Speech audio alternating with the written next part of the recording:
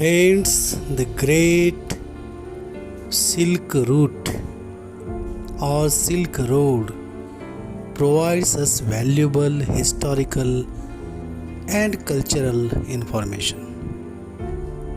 Our main concern is with overland travel, although in some instances we include accounts about the sea routes around South Asia to the Middle East. Although we are starting with early travelers, the list eventually will include important explorer travelers from modern times down into the 20th century. King Muwang in 1959, West Chow King and the earliest reputed Silk Road traveler. His travel account Mu Sanji Juan, written in the 5th to 4th century BC, is the first known travel book on the Silk Road. It tells of his journey to the Tarim Basin, the Pamir Mountains, and further into today's Iran region, where the legendary meeting with Zhuang Wu was taken place. Written via the southern route, the book no longer exists but is referenced in Shan Hai Jin, Lazy, Muwang Zhuang and Shiji. In 138-116, Zhang Qian, Chinese general and envoy, credited with opening the Silk Road after his mission from the Han Emperor to recruit the Yuezhi people to form an alliance against the Zhongnu first trip in 138 to 125.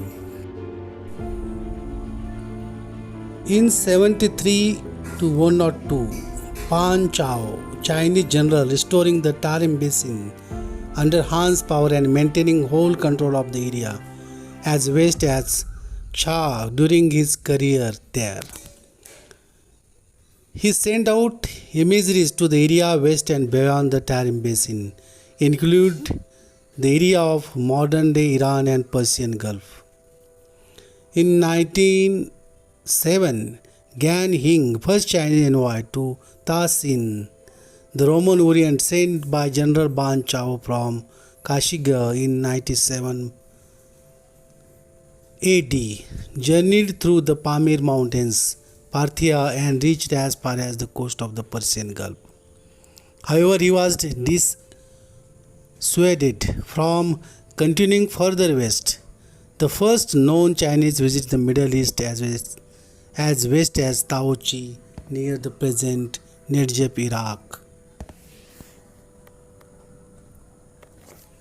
In 399 to 413, Faiyan, the first Chinese monk reaching India and returning with knowledge of Buddhism, traveled the southern route through Shensha, Dunhuang, Khotan, and then over the Himalayas to Gandhara, Peshawar, then India. He journeyed most of the way on foot and was the first known traveler passing through the Taklamakan Desert from Wu to Khotan, returning to China via the sea route. In 518, Song Huang of Huyang went with the monk Huang Sang on a mission sent by the Empress Dowager to obtain the Buddhist scriptures in India in 518. Traveled through the Taklamakan Desert via the southern route, passing Shanshan, Charklik, Khotan, then further west into the Hindu Kush, Kabul, Peshawar. The most interesting account is their visit to Iphtalites, the White Hun Kingdom, who provided valuable information on the Islamic and Buddhist distribution among the Central Asian kingdoms during the 8th century.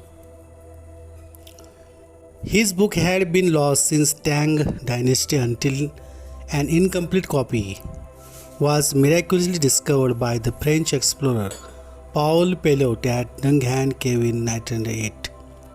In 751, Chinese soldier defeated and imprisoned by the Arab at the famous Battle of Talas in 751.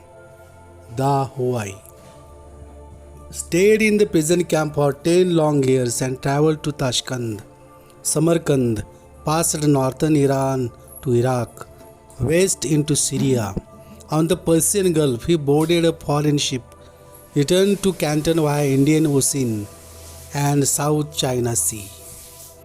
His book is a personal account of Talas battle and his prison life in Central Asia. In 750, Wukong, the Chinese monk, went as delegation with ambassador from Samarkand who was returning home. He fell ill there and could not return with his countrymen.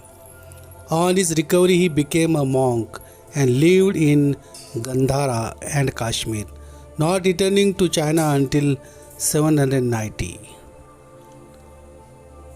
In 821, Tamim ibn Ba, according to Minorsky, the only Muslim traveler who has left a record of his visit to the Uyghur capital on the Orakan, that is to capital Balgasun in the present-day Mongolia. The author likely was from Khorasan and was sent to the east in connection with political upheavals in Transcaucasia. Only an abridged version of his narrative survives, known especially from Yakut's Geographical Dictionary. In 921, Ahmad ibn Fadan, sent as ambassador from the Abbasid Khalifa to the ruler of the Balghas on the middle Volga river. The route went from Baghdad via the territories of the Samanid state and its capital Bukhara, through Khorazm and north of the Caspian Sea. Although the account we have is not the original report, it has great value since Ibn Fadahan possessed extraordinary powers of observation. Conrad. The account is often best known for its rather lurid but valuable description of Viking Rus' funeral on the Volga. This served as the inspiration for a bestseller by the novelist Michael Crichton, Eaters of the Dead. In 1219, A. Liu Chu Sai, great Khitan statesman and poet, who became advisor to Genghis Khan and his successors, traveled with Genghis Khan and his army to Central Asia in 1219. Journeyed to Altai, Ili Valley, Talas, Samarkand, Bukhara. His impression on the prosperous Bukhara can be read on some of his poems written via Tinshan, Urumi, Turfan and Hami. His travel book, G.U. Lu, The Travel Record to the West, is only available in Chinese. In 1245, Andrew of Longjumeau, a Dominican and papal envoy to the Mongols, traveled from the Holy Land to vicinity of Tabriz, North Iran, on his first trip. On the second, accompanied by several others, including his brother William, went much farther. His route is not well documented, to the inner Asian dominance of the Mongols, where he arrived during the regency of Ogul Qamish, the widow of Khan Guyuk. We know of his journey from summaries in Matthew Paris's Chronica Majora. In 1220, Wu Ku Sun Chang Tuan, accompanied by an Ting Chen, sent as ambassador of the Jin Emperor to Genghis Khan, whom he found apparently in the Hindu Kush mountains, today's Afghanistan, not the north. The Pichiki is a written version of his oral report copied in the Chipu Chu Chai Chu Hang Shu. In 1221, Qiu Chang Chun and Li Chi Chang, an eminent Taoist monk born in 1148 CE and thus elderly at the time of his trip, Changchu was ordered by Chinggis Khan to travel to his court. The route went through the Altai and Tunisian mountains, the southern parts of today's Kazakhstan through Kyrgyzstan to Samarkand, and then down into North Iran and Afghanistan. He was accompanied by Li Chichang, who wrote the Shi Yu Chi, a rather detailed diary of the journey. It was published with an introducing by Sun Si in 2028 and including in the Tao Sang Si Yao. Breschiner feels that this account occupies a higher place than many reports of our European medieval travels. In 1245, Ascellus and Simon of Saint Quentin, the Dominican envoys of the Pope to the Mongols, who went from the Levant into the southern Caucasus and returned via Tabriz, Mosul, Aleppo, Antioch, and Acre. There is information about the embassy in Matthew Paris's Chronicle, as well as in an account written by Simon of Saint Quentin, which has not been translated into English. In 1245, John of Flano Carpani, Pian del Caroline, and Benedict the Pole, Franciscan monks sent as envoys of Pope Innocent IV to the Mongol Khan, traveled through the dominions of Khan Batu, ruler of the Golden Horde, to the vicinity of Karakoram, where they witnessed the proclamation of Guyog as the new great Khan, where he is discussing that which he actually saw. Friar John's account, History of the Mongols, is the first direct authentic description of Asia and one of the most perceptive and detailed accounts we have of the Mongols in 13th century. Considering his European Christian perspective, it is surprisingly unbiased. It became quite widely known in Europe through experts in an encyclopedia compiled by Vincent of Behavius, the Speculum Historiale.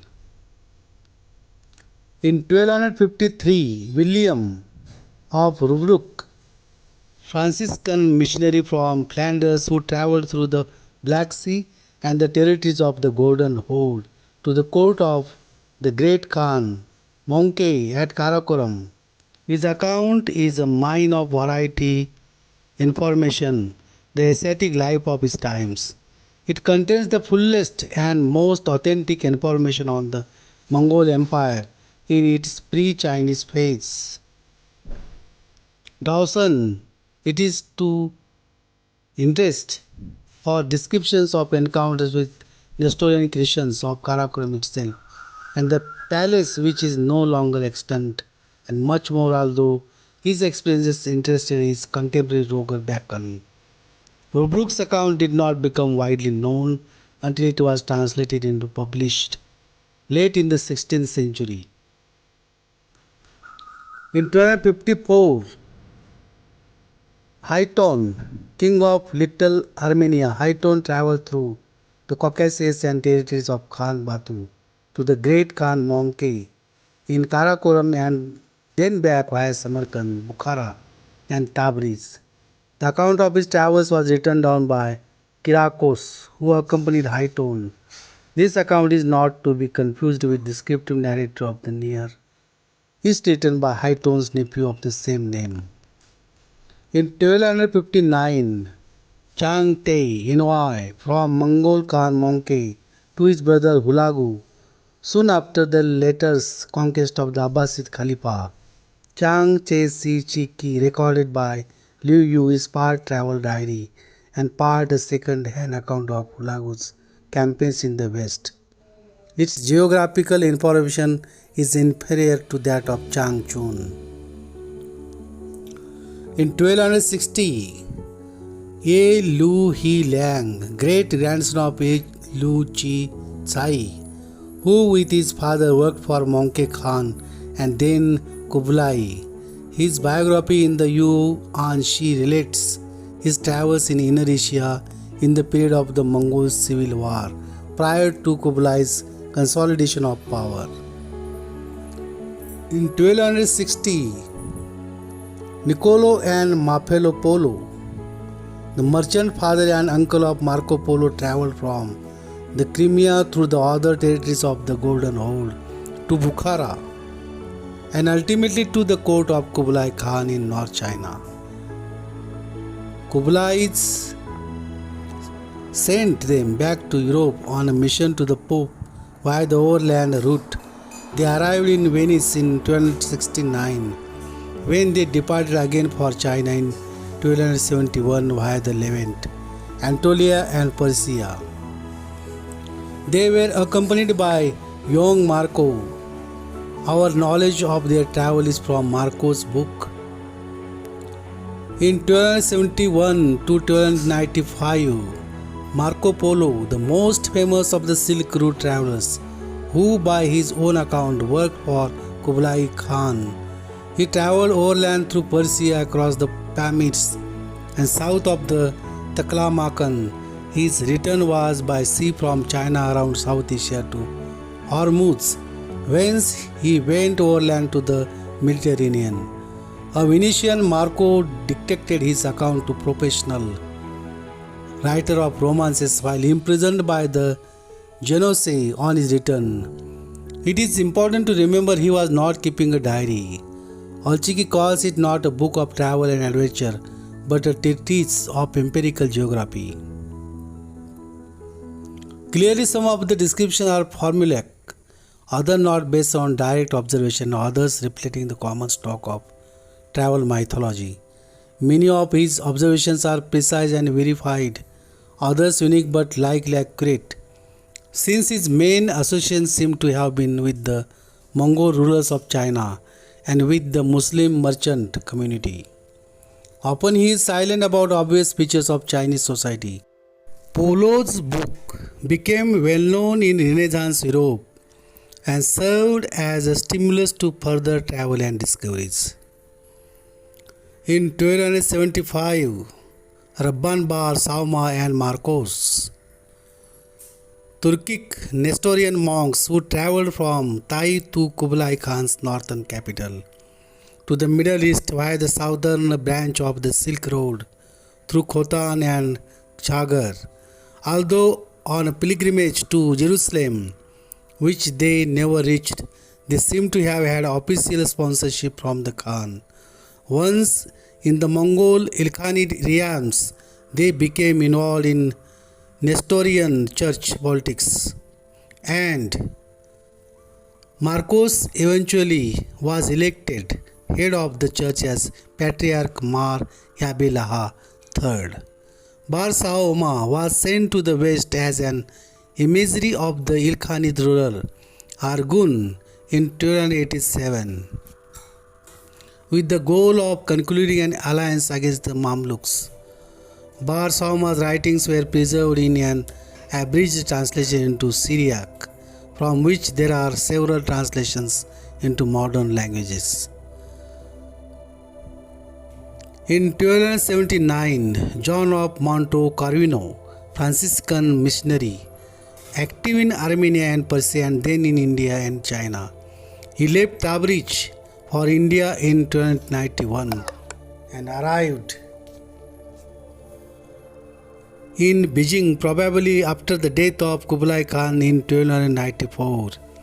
He was elevated to the rank of Archbishop in 1307 and continued to head the Catholic mission there until his death.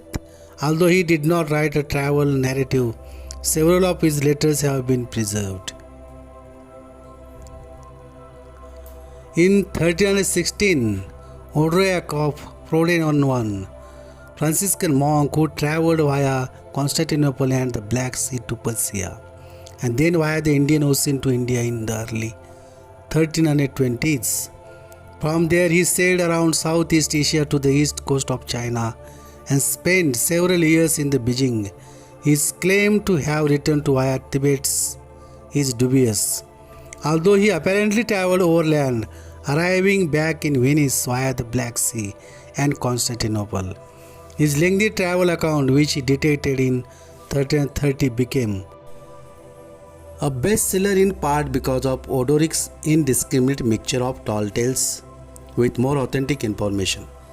He occasionally notes aspects of Chinese culture that were ignored by Marco Polo, with whose account he was certainly familiar. Important portions of his material were reworked and given a further fictional gloss by the author of the very popular late medieval travel fable attributed to John Mandeville. In 1325 to 1354, Ibn Battuta, a native of Tangier, Morocco, Shams Ala-Din Abu Abid Allah Muhammad Ibn Battuta, is famous for spending the years between 1325 and 1354 when he returned home, traveling across North Africa and through much of Eurasia, all the way to China. His initial goal was to participate in the pilgrimage to Mecca. His interest in Muslim holy men and places dominates portions of his text. While he may have kept notes, the account as we have it is a work of literature, part autobiography and part descriptive compendium. It was dictated to Ibn Dujay between 1354 to 1357.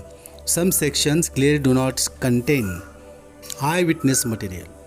Chronology is often confused.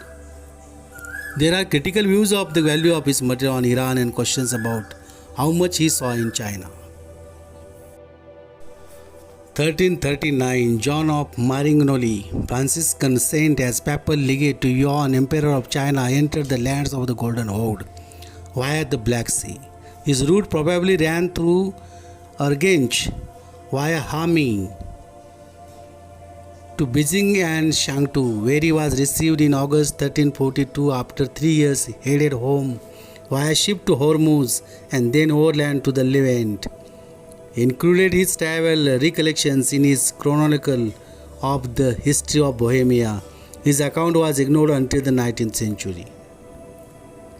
1340, Florentine merchant Pigolotti was active in the eastern Mediterranean in the second quarter of the 14th century, at which time he acquired first and second hand information on the Asian trade. While he himself never traveled further east, his account is of particular interest for its description of the relative security of trade routes through the territories of the Mongol Empire and the great variety of products available in commercial centers such as Constantinople by about 1340. His merchant handbook survived in copy made in 1431. 1413 to 1415 to 1433, Ma Huan, Muslim interpreter who accompanied the famous Ming Admiral Cheng Ho on his 4th, 6th and 7th expeditions to the Indian Ocean. His Ying Ai Xing Lan, overall survey of the ocean's shores, published in 1451, contains valuable information on geography, products and trade in Southeast Asia, South Asia and the Middle East. On the first 2 voyages he went as far as Hormuz. On the third he apparently reached Mecca. 1419, Ziauddin Nagech, artist representing Prince Mirza Baisungu, son of Timurid ruler Shahrukh, in embassy sent by letter to Beijing in 1419, describes travel via route north of Tarim Basin, Turfan, Jiangnan, Shaju to Beijing and back via Jar to Herat. Various aspects of cultures along way, including Buddhism and reception at Ming court. In 1435, Pero Tapur, a native and notable of Cordoba, born ca. 1410, Tapur traveled from Spain to the eastern Mediterranean and back. While not a merchant, he was very interested in commercial affairs and well connected with the trading networks. He was in Egypt, the Black Sea region and in the sad remains of the dying Constantinople. While he thought about going to China, the closest he came was a conversation with the famous traveler Niccolo di Conti, whom he met on the later return journey from South Asia. In 1436 to 1479, Josephat Barbaro, a merchant who spent a decade and a half in the Venetian colony of Tana at the mouth of the Don River and then in the 1470s, traveled as an ambassador to Persia. In his journey to Tana, he describes the regions adjoining the Black Sea as well as distant Makkah, which he never visited. His journey to Persia follows closely his official report on his mission. The latter at least incorporates information from other travelers and presumably was influenced by the authors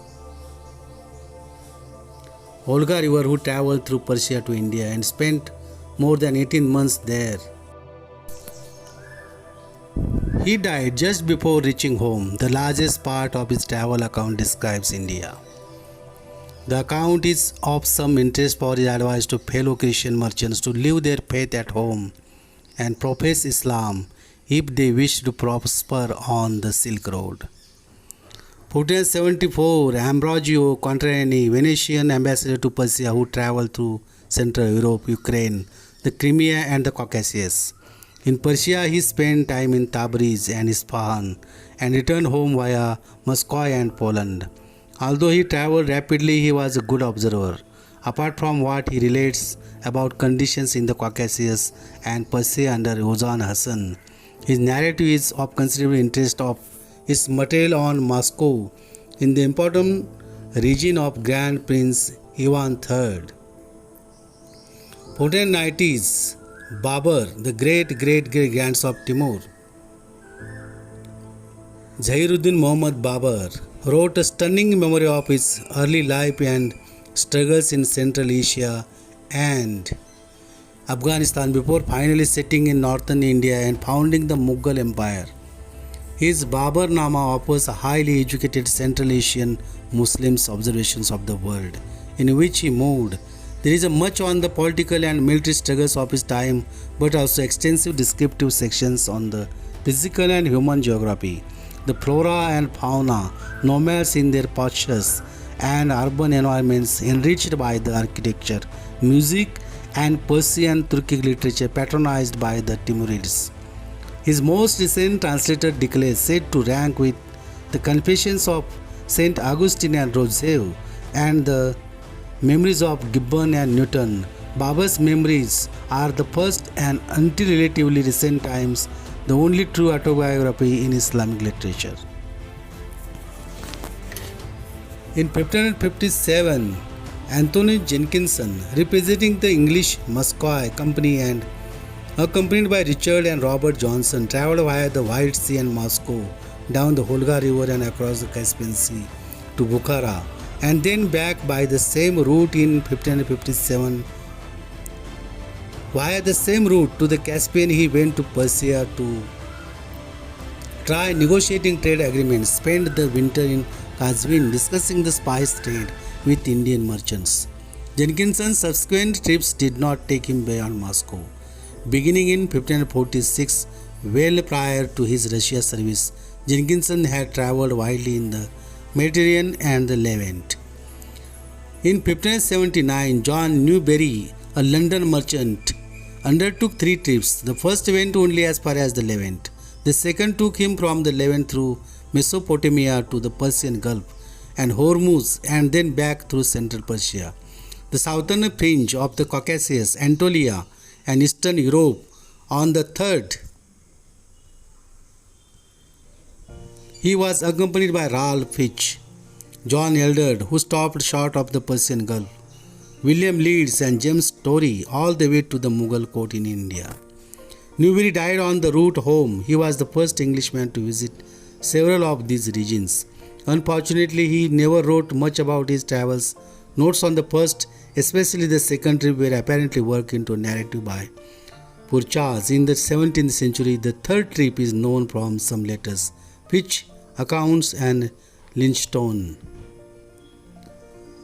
1587, Ralph Fitch, English merchant, who travelled with John Newbery via the Levant and Mesopotamia to India through northern India on as far as the Malacca, Malaysia, before returning home via the Persian Gulf to discover in London that he was presumed dead and his property had been divided among his heirs. He later returned to Aleppo. He apparently did not keep a diary. In writing down his account in part with the encouragement of acolyte It drew upon the travel account by the Italian Cesare Federici. The Indian section of Fitch's account is disappointingly meager and haphazard. Clearly, he must have known a lot more than made its new writing. Since unlike Newbery, he survived to tell the tale. He often is given the greater prominence of the two. Between 1600 to 1607, Benedict Goes. Portuguese Jesuit Benedict joined a mission to the Mughal Emperor Akbar, where he was chosen by the Jesuit leadership, partly because of his knowledge of Persian, to travel on an exploratory mission to China via Kashgar. He died before reaching Beijing. What survived of his notes and letters and some oral accounts were later. In 1629, Jean-Baptiste Tavernier, French merchant jeweler who probably knew the overland trade routes through Persia better than any other European in the 17th century. His 6 voyages took him to Ottoman Empire, Safavid Persia and Mughal India. His interactions with the merchant communities, notably the Armenians in Persia, gave him an insider's perspective. His account reflects the editing of a professional writer, but it's precise and detailed. In 1633, Adam Olarius, Secretary of Embassy of Holstein, and 1643, Ambassador from Holstein, first and third missions were to Moscow. Second went through Moscow to Persia, where he spent a year, and the conduct of one of its members did a great deal to discredit the enterprise. Well educated at the University of Leipzig, Aularius compiled one of the most widely read and detailed accounts of Moscow and Persia, seen through the lens of his Protestant upbringing and learned European. It was published first in 1647. The revised German edition of 1656 became the standard one and drew upon a wide range of other sources. It was translated into several languages and frequently republished. In 1664 to 1677, John Chardin, a French Huguenot jeweler, Chardin spent significant time in the Caucasus and Persia and traveled to India. His is one of the major European accounts of Safavid Persia, whose value is enhanced by his good knowledge of Persian. Persecution of Protestants in France forced him to flee to England, where he was recognized as an expert on the Middle East. In 1682, Johannes Joagesti, Armenian merchant who traveled and traded between New Zulfa, the Armenian suburb of Isfahan, northern India and Tibet. He spent 5 years in Lhasa. His commercial ledger is a unique source of information on products, prices, trading conditions, and the Armenian commercial network on the 17th century routes involving the Safavid and Mughal empires.